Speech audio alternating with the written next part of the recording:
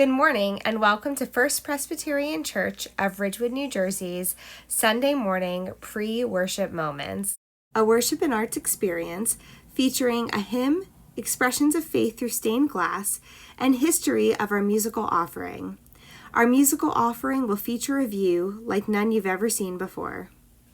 This morning's hymn, For the Bread Which You Have Broken, features both elements of communion and All Saints' Day. In verse 3, you'll hear the words, "With the saints who now adore you, seated at the heavenly board."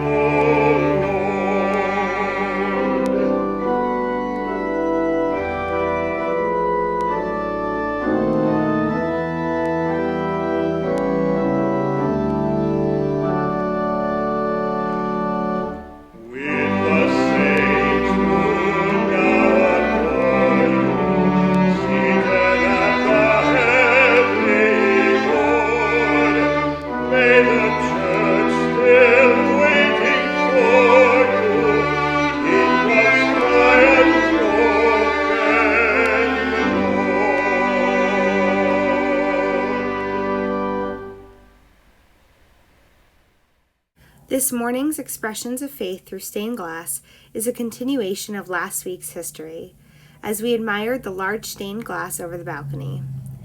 The Stylen memorial windows are the oldest in our church, installed in early 1939. Besides the balcony window, Robert Earl Stylen's sisters, Viola May and Jessie Evelyn Stylen, dedicated 3 other windows in their brother's memory. The lancet windows show Christ in the temple, the story described in Luke chapter 2, verses 41 through 52. Mary and Joseph leave Jerusalem thinking that Jesus is with their group, but find him after returning 3 days later in the temple, having in-depth conversation with the elders of the temple, where he tells his parents he is in his Father's house. Christ with the children is the story told in several of the Gospels, such as Matthew chapter 19, verses 13 through 15. The story reminds us that Jesus was never too tired to love children while on earth, and he is never too tired to love a child of God while seated on the heavenly throne.